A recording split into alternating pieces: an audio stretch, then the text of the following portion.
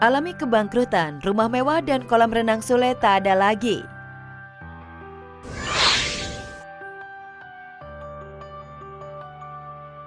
Komedian Sule pernah menjadi salah satu pelawak yang pernah mendapatkan bayaran tinggi hingga ratusan juta untuk manggung.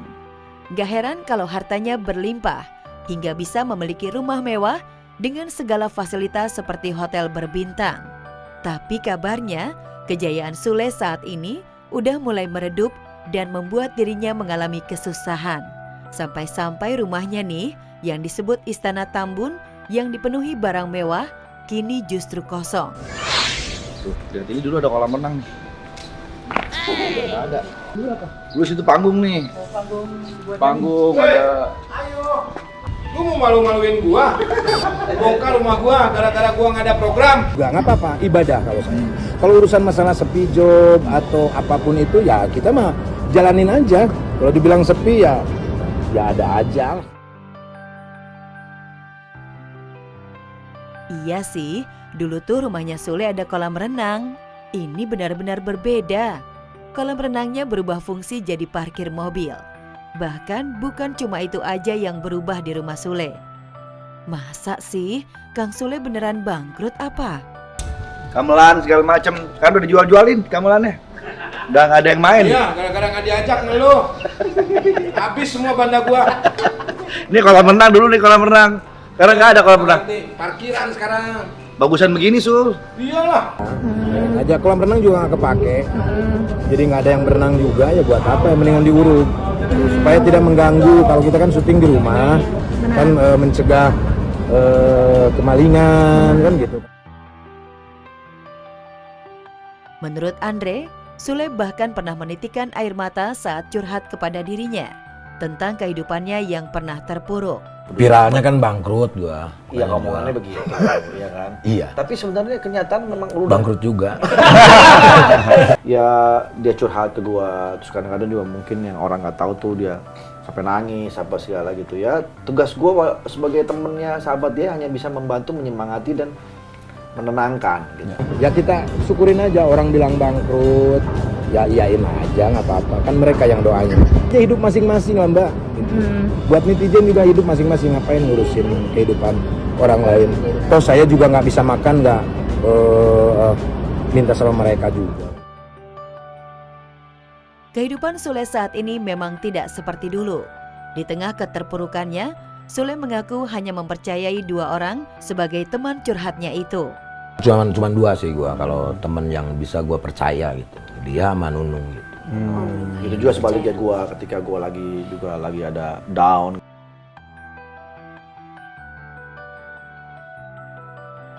Tangis bahagia Ashanty perjuangan lulus S3. Iya, nggak apa-apa.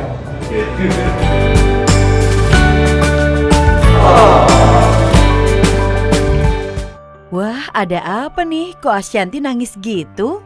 Rupanya istri Anang Hermansyah baru saja menjalani ujian proposal disertasi alias karya tulis ilmiah atau tugas akhir mahasiswa S3 sebagai syarat untuk mendapatkan gelar doktor di salah satu universitas negeri ternama di Jawa Timur.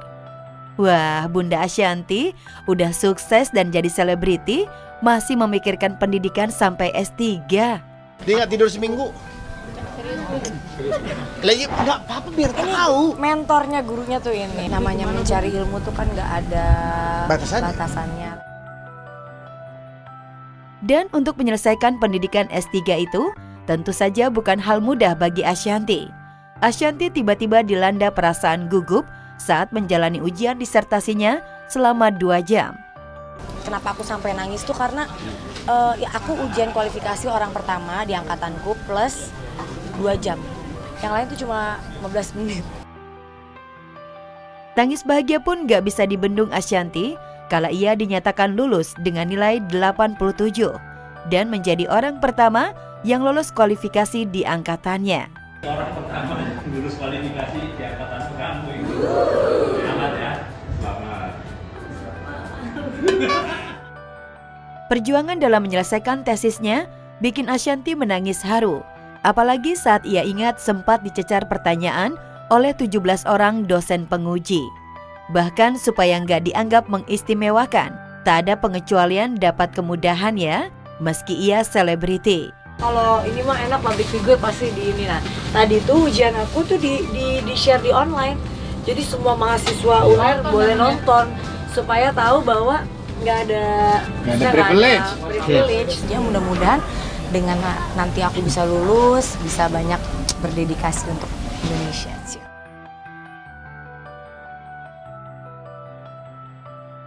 Dituding gelapkan mobil dan diseret ke polisi, Edward Akbar menjerit banyak kehilangan pekerjaan.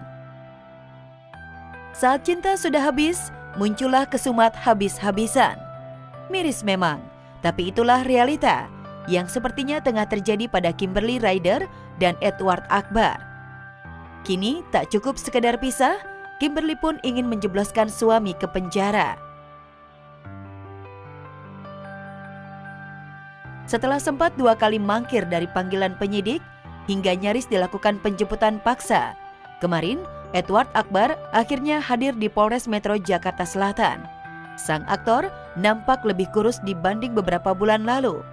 Mungkinkah ia tertekan, baik fisik maupun psikis?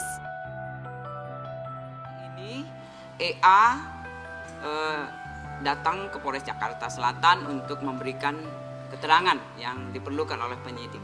Karena memang kemarin kita bersurat dan penundaannya sudah diminta dari pengacara. Pertanyaan sudah dipersiapkan, sudah 20 pertanyaan, tapi itu berkembang. Ya, jadi mungkin keterangannya harus dicari oleh penyidik, pasti diminta lagi. Mohon doanya semua bisa baik aja, semuanya bisa kondusif, semua itu diawali dengan yang baik. Jadi ayo yang baik aja. Kalau mau jujur, suami mana yang tidak syok bila menghadapi realita seperti Edward?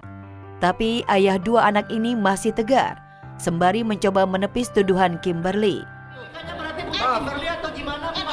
Itu ada di perjanjian pranikah. Bingung jawabnya. Lebih ke menyerahkan semua ke Allah sih. Iya.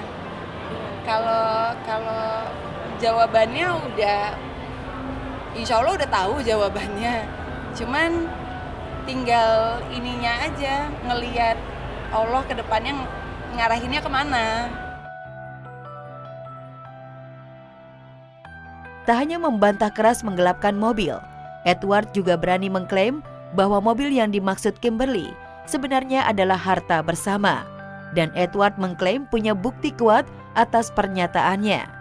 Sesuai yang saya sampaikan di awal, bahwa ini harta bersama, kita menikah 26 Agustus 2018, mobil dibeli bersama Desember 2018. Ya. Itu aja yang bisa saya sampaikan. Jadi ya bismillah, unsur penggelapannya ada di mana, itu aja sih. Ya mobil berdua lah, sesuai porsinya lah. Kalau surat atas nama siapa, Pak? Surat atas nama Mbak Kim, tapi kan itu hanya karena beliau cinta istrinya, ya atas nama istri. Kenapa? Tertuduh telah melakukan penggelapan dan sudah resmi diperiksa di depan penyidik kepolisian. Pria yang menikahi Kimberly pada 26 Agustus 2018 ini mengaku sangat dirugikan. Banyak klien yang membatalkan kerjasama, banyak pula kerjaannya yang diputus sepihak.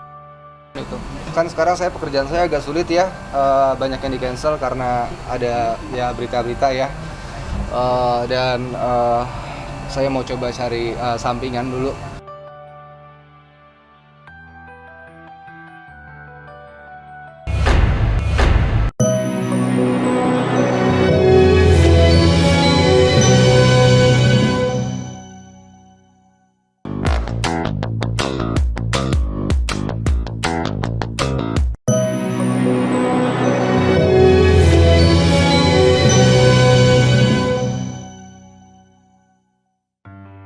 Audisi KDI 2024 mencari bakat bintang dangdut secara langsung di Solo.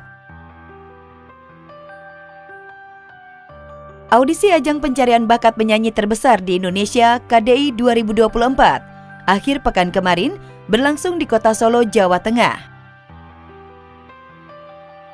Kaum muda Kota Solo dan sekitarnya memanfaatkan kesempatan itu untuk mengikuti proses audisi KDI 2024 secara offline di Lorin Dewangsa Hotel. Mereka tampil all out, menunjukkan bakatnya menyanyi dangdut di hadapan juri agar terpilih menjadi kontestan KDI 2024 di Jakarta. Rasanya cuma dilihat saja, gajimu seperti sambal lado,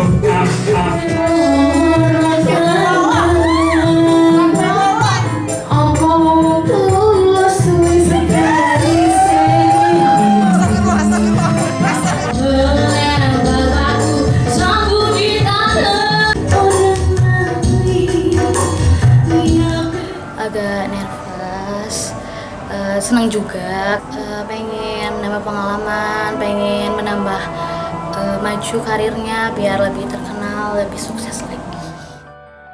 2 hari melakukan audisi KDI 2024 di Kota Solo, Frida Syahkuita, juri yang juga alumni KDI 4 tahun 2007, merasa kagum dan bangga menyaksikan antusias dan bakat para kaum muda Kota Solo dan sekitarnya di bidang musik dangdut.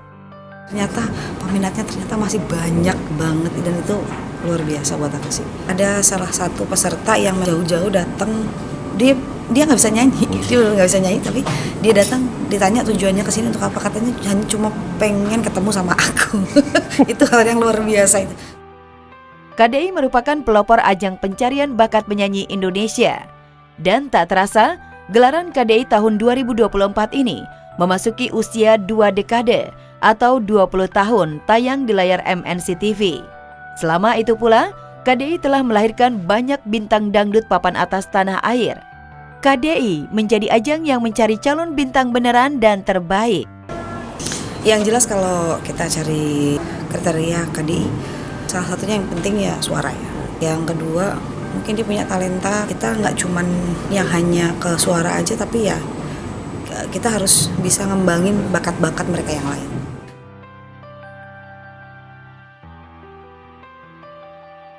Berkat doa anak soleh, kondisi Sony Septian membaik dan pulang ke rumah. Selasa ini menjadi hari keempat Sony Septian berada di rumah. Setelah hampir sebulan menjalani perawatan di rumah sakit karena menderita penyempitan pembuluh darah di otak dan leher. Kembali berkumpul di rumah bersama istri dan 3 anaknya membawa kebahagiaan sekaligus menghibur dan menyemangatkan Sony. Seperti terlihat pada video yang Sony bagikan Senin pagi kemarin. Di video itu, suami Fairuz Arafik ini meminum obat ditemani oleh anak bungsunya King Zafi. Sekarang Dedi minum ya. Iya, ya. Bismillahirrahmanirrahim. Bismillahirrahmanirrahim. La yadurru ma'asmihi sayun fil ard wala fis sama wa huwas samiul alim. Suapin dulu ya, Dad, yang ini. Dedi, ya udah saya taruh. Ambil yes. Lagi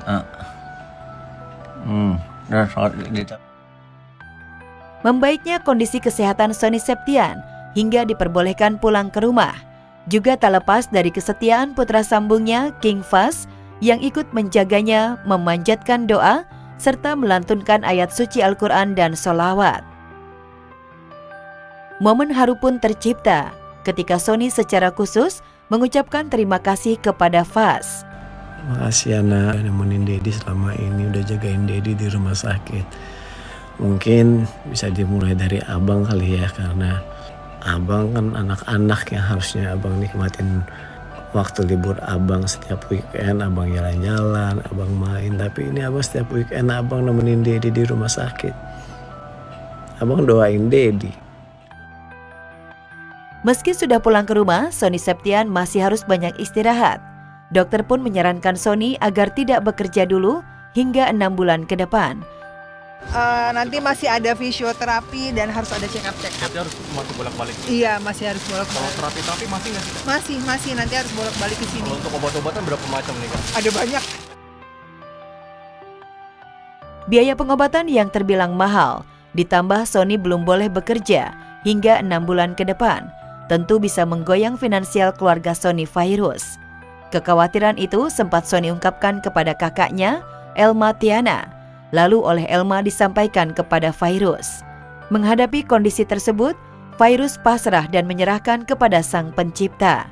Dia mikirin ya, sebagai kepala keluarga, ini kan mikirin istri dan anak gitu kan. Misalnya kita kemarin berdua sama Virus karena menguatkan Virus ya, takutnya gimana ya, udah suami sakit, terus harus mikirin ini, mikirin itu ya. Kita alhamdulillah ya Virus ini kakak bisa.